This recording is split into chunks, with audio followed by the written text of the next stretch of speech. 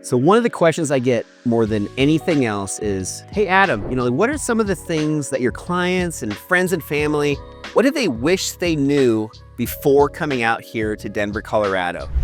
Well, in this video, I'm gonna be sharing with you guys the number one thing that I get more than anything else as a regret that buyers have when they come out here, something that they wish they knew before buying a home. So in this video, I'm gonna be sharing that with you guys, so stay tuned.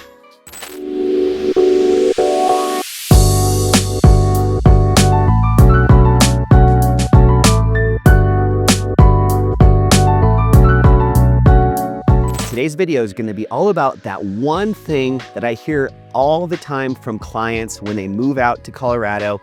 And this is the thing that a lot of them are wishing that they knew a little bit more about before they bought their home. So that's what this one's about. I hope you guys get value from it. But before we get started, as always, my name is Adam Lang, host of the Living in Denver YouTube channel that you're watching right now.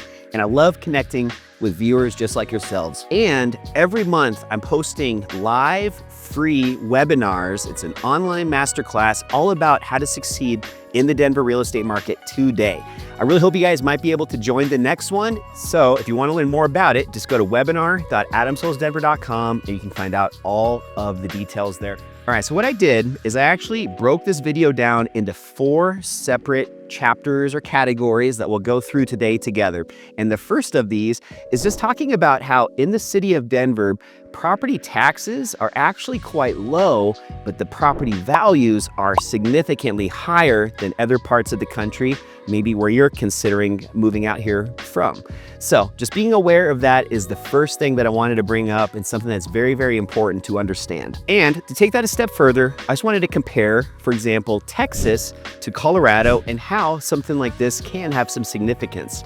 So out in Colorado, let's say you find this beautiful house with pretty low property tax rate, and it's a $750,000 home. So a state like Texas, they actually might have a little bit higher property tax rate, but what makes it different is the price of the home is a lot less. A $750,000 home here might be equivalent to a $500,000 home in another state in the Midwest. So just understanding that, again, that property value differential is a big thing to be considering, and taking that into consideration just as much as the actual property tax rate. When you look at Colorado's median property tax rate, overall, the median amount is 0.6%, so basically about 0.5%. The way that works is it's actually being based off of the assessed property value of the home. So in Colorado, we actually do property tax assessments every 2 years, and they're done on odd number years. And the property tax assessments were actually due just a couple weeks back on June 8th. And what that meant was that was the deadline for any homeowners to push back and say that, you know what, this assessed value of our property is too high. We want to push back and get an adjustment made based off of what comps or comparable homes were providing the assessor to make our argument. I'll talk a little bit more about that in a little bit, but what I wanted us to bring up again is talking through the property tax rate here in Colorado, average being 0.6, so about 0.5%. But it can vary significantly depending on what part of Denver you're looking at, and also what type of home, the condition and the age of the homes. A lot of the newer build communities, so any new build communities where you see that big balloon flying in the air, lots of those feather flags, and just a ton of brand new homes, there's a good chance if you're in an area like that, you're gonna see a property tax rate quite a bit higher than that median average of 0.6 or about 0.5%. In fact, one of my favorite new build communities is located down in southwestern Littleton. It's about a 15-minute drive from my house where I'm at. And it's in an area called Sterling Ranch. And this is just one of my favorite new build communities, but I'll tell you what, it has a very steep property tax. It's actually at about 1.4%. So, not quite 3 times, but about 2.5 times what you'll find in a lot of other more mature neighborhoods, closer to that 0.5% or 0.6. So the reason I think this is so important to understand is when you're getting pre-qualified with a lender, if you're taking out a home loan to purchase the home. So the reason this is so important is if you are taking out a home loan to purchase a property in Denver, this might be something to be factored in when you're talking through what amount of money you're going to want to be spending on a monthly basis. And the mortgage loan officer is also going to want to have a little bit more clarity on what the home is that you're interested in, because this could be a significant difference. Let's just use a $500,000 home as an example. At that 0.6% rate, we'll actually just say 0.5% to make it easier. That's basically going to be 0.5% of a $500,000 home, which would be a $2,500 a year property tax rate. Compare that now with the same price home, $500,000 home, but if it's at that 1.4%, or we'll do 1.5 just to make the numbers easier, in that same $500,000 home, instead of a $2,500 a month payment, it might be as high as $7,500 a month. So pretty significant difference, definitely something you want to be just aware of. So that's the first point that I wanted to start off with today, because I think it's one of the most important. All right, so now let's just jump right into the second point that I want to share with you. And I kind of teased a little bit on this one just before. And this is about those property tax assessments and how they're done every 2 years. And the easiest way to remember in Colorado, they're done on odd number years. So let's just think back a few years. In 2019, 2020, Denver was insane when it came to real estate. There was lines out the door at open houses. Anytime a home went on the market, they'd get 10 or 15 offers that same day, usually at above asking price. Just a ton of chaos when it came to the Denver real estate market. What happened was, again, every 2 years, every odd number year. So in 2023, the last time we had these property tax assessments, there was a massive spike or a massive jump in what the assessors were putting out there for the assessed values of homes. All these homes that were selling at such a premium that was then also bringing up any of just the existing inventory of homes that weren't for sale, just where people were living in their homes. It was bringing up all of those property values as well. So 2023, a lot of homeowners, people that lived in their homes maybe for 20 or 30 years, all of a sudden saw a much more dramatic spike in these assessments.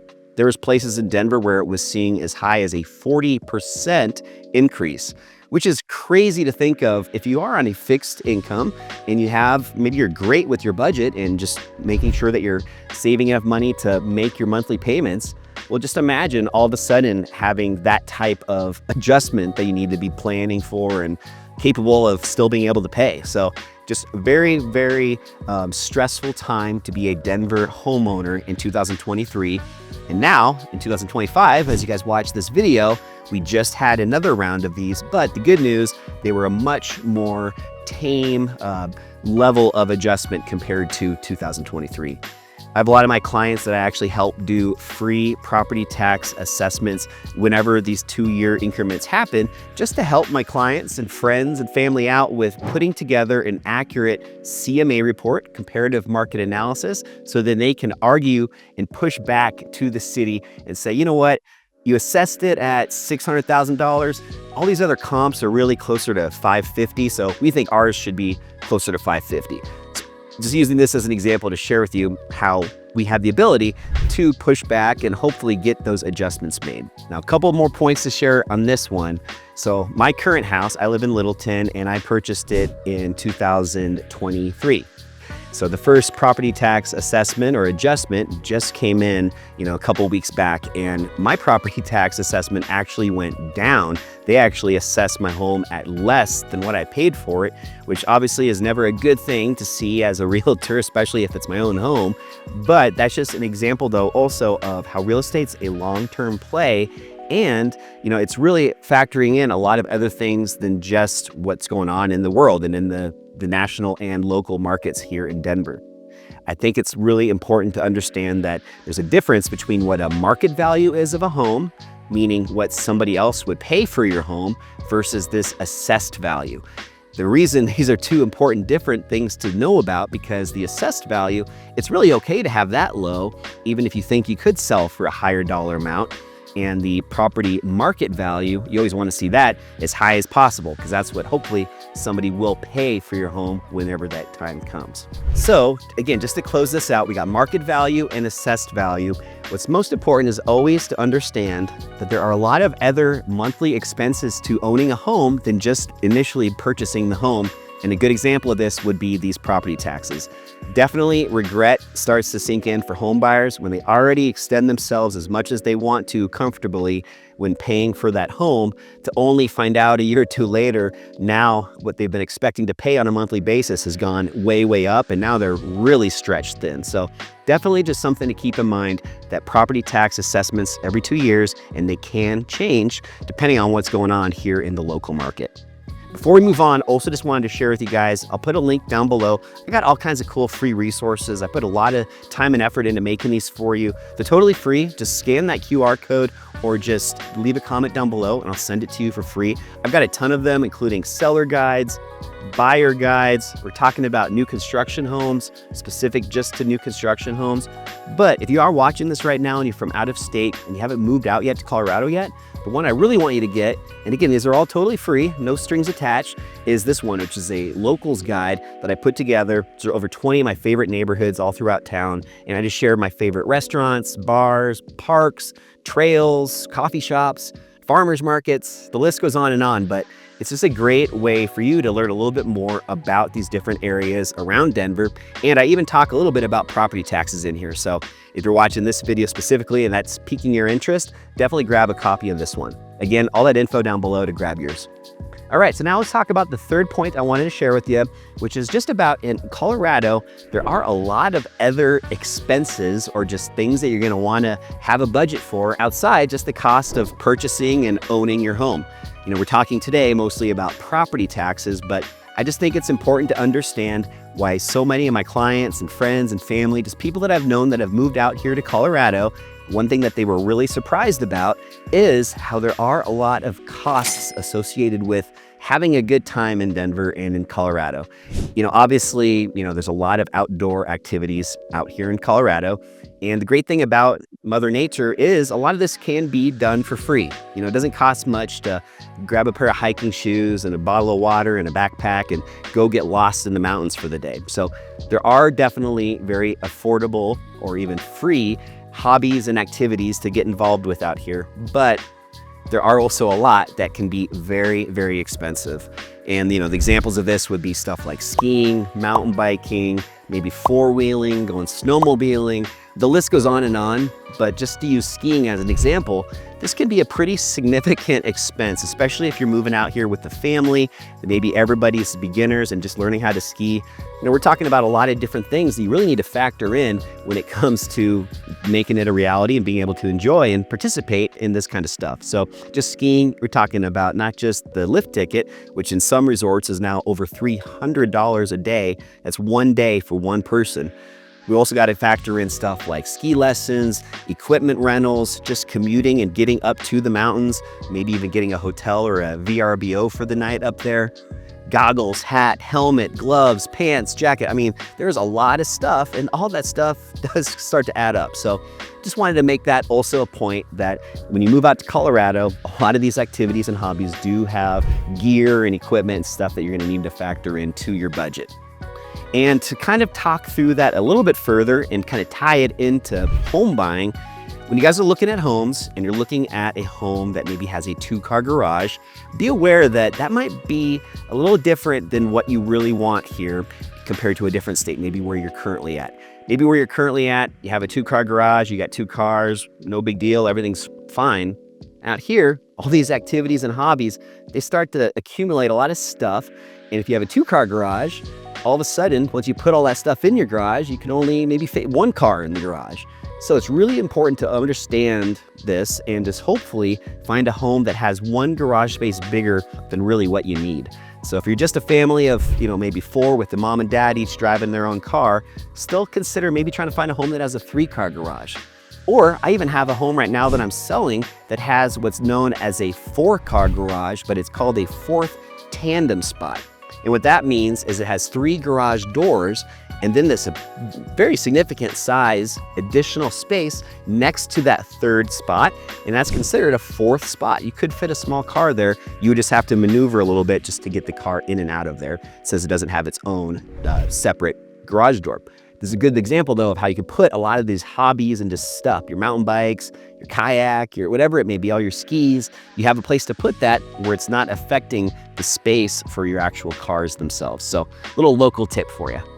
All right, and then now let's just jump right into the fourth point that I wanted to make about why a lot of people, when they move out here, they get so surprised and just caught off guard with some of these additional expenses they're not expecting. When you look at homes in Colorado, really anywhere in the country, but a lot, especially in the Denver area, you're going to find a lot of newer build communities that have what we call an HOA, a homeowner association. So people are very mixed on whether they like these or they don't. Me personally, I really like HOAs as long as they're not too restrictive and still give homeowners a reasonable level of use for their property. But the reason I really like them is because it keeps a lot of just the stuff and junk out of people's driveways. It has just this little higher standard that it requires all of the homeowners to live up to, keeping their homes looking nice, no crazy, home next door with, 2-foot long grass in the front yard, or an old abandoned car in the front yard that's up on blocks. All that stuff usually gets avoided when you have an HOA, because you have this governing body to really just keep everybody in check and make sure the overall enjoyment of the community is at a high level. So definitely something, though, to be thinking about, because this has an additional monthly cost. There's HOAs, and there's also what's known as a metro tax district. And these are also a lot of times found in these newer build communities. And typically a metro tax district is not a permanent additional expense to be planning on, but it could be for 10, 15, maybe even a 20-year term.